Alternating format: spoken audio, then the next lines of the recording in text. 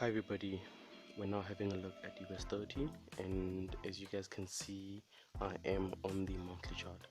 In regards to this, sorry, it's the weekly chart and not the monthly chart. In regards to the weekly chart, we can see that price, or rather the market, has created an overextended W structure, as you guys can see, which has a neckline more or less at that point. And as you guys know by now, necklines are very strong, or rather necklines of W formations are very strong areas of resistance, and what we expect at this point is to see a reversal of sorts at this point. And that is because we've had, if you actually have a look, a series of very strong bullish candlesticks, and we haven't really had a sufficient retracement, right?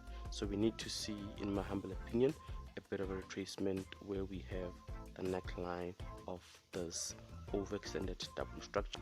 I hope what I'm saying makes sense. Anyway, let's proceed. From here, I'm just gonna head down to the daily chart, and here we are on the daily chart. And on the weekly chart, we just spoke about how we have this overextended W structure, which has more or less a neckline at that point.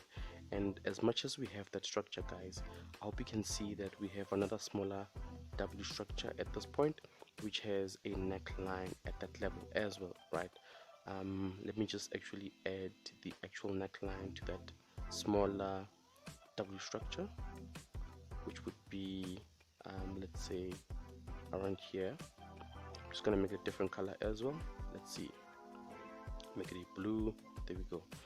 So what else do we see in regards to the daily chart of US30? From here, what I'm gonna do is just add my daily channel as well, so just bear with me. So we could say that more or less this would be the daily channel, so just bear with me, guys. Let's see, so there we go. More or less, we just need to ensure that our channels are pretty accurate. There we go, right, there we go, there we go, there we go. And let me just zoom in a bit. What else do we see, guys, in regards to this particular chart of US30, which is the daily chart? Let's have a look, let's have a look, let's have a look. I'm just gonna zoom in a bit some more. So guys, as much as I said that we have this bigger W structure which has a neckline at this point, can you guys also see that we have a smaller W structure at this point, which also has a neckline at that point, more or less, right? And I think that this particular structure will be more visible as we head down to the smaller time frames, such as the H4, right? So from here, what I'm gonna do is head down to the H4 time frame. However, before I do so, let me just point out that at this point over here, we might have a gap. I'm not entirely sure, but we'll check it out as we head down to the small time frames. And as you guys know by now, gaps represent liquidity, which needs to be grabbed by the market at one point or another, right? If we can just look at the actual level, it's the 33646 level. So just keep that in the back of your mind. In fact, let me just mark that point because it is extremely important.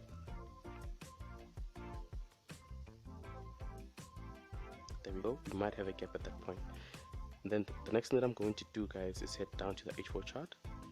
And on the H4 chart, I'm just going to fix my channel. Let's see, let's see, let's see, let's see, let's see.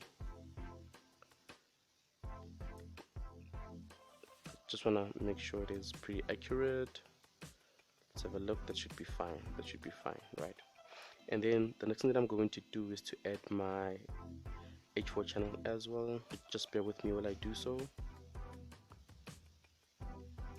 We could say that more or less this is our H4 channel.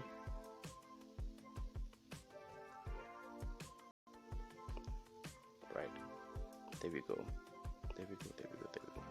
And let's zoom in. And just to recap a bit, guys, remember that on the daily chart we spoke about how we have, just bear with me, we spoke about how we have on the daily chart this W structure which has a neckline at that point, right? To add to that, I spoke about how we have a smaller M structure at this point. Let me just draw it. We have a W structure at that point which has a neckline more or less at that point, right? And guys, you know by now that when it comes to W structures, ideally we want to see price break the neckline to the upside and then come back to the neckline to test it, and at that neckline is where we normally look for potential buying opportunities. Guys, I hope that makes sense, right? So I'm just gonna add a neckline to that structure. Let's see, so just bear with me, guys. There goes the neckline of our W structure, right? Can you guys see that? I hope it's clear. Anyway, let's proceed. So what else do we see, guys? Another thing that I can see on my side is that I believe that the reason why we saw price pushing up in this manner is because we had a triple top at this point, right? And when it comes to triple tops, guys, you guys know that we've been taught to sell on the third touch, right, or the second touch, right? So because a lot of people sold at this point and at this point, right, putting their stop losses just above that structure, right, that's the reason why we saw price push up to this point to grab all of that liquidity that was sitting at that point, because we had a lot of stop losses at this point. Hence we saw the market push or rather pushing up to this point over here, right? That was just to grab all of those stop losses that are sitting at that point, right? Anyway, I believe that once the market has grabbed all of these stop losses, we will see price possibly push to this level to test the neckline of this W structure, and we might even see it push even further down to around this level, which is the neckline of that bigger W structure that I spoke about, right? I hope what I'm saying is not confusing and makes sense. Anyway, let's now focus on this W structure over here, which has a neckline at that point. So we said, guys, that ideally we want to see price come back to the neckline to test it, and at this point is where we would look for potential buying opportunities. And just remember, guys, also that I'd spoken about this level over here. And I said that we may potentially have a gap at that point. So I just want to zoom in a bit and have a look. And can you guys see that we do indeed have a gap at this point, right? We do indeed have a gap at that point. Let me just zoom out a bit. So in keeping with that, guys, should the market from where it is come back to this point, at this point is where we should look for potential buying opportunities. And if we do get a potential buying opportunity, I would love to see price head up to where we have that gap, because there's a lot of money sitting at that point which needs to be triggered by the market, right? So the next thing that I'm going to do at this point is to utilize the Fibonacci retracement tool just to see if the neckline aligns with any key numbers that we have on the tool. So just bear with me while I do so.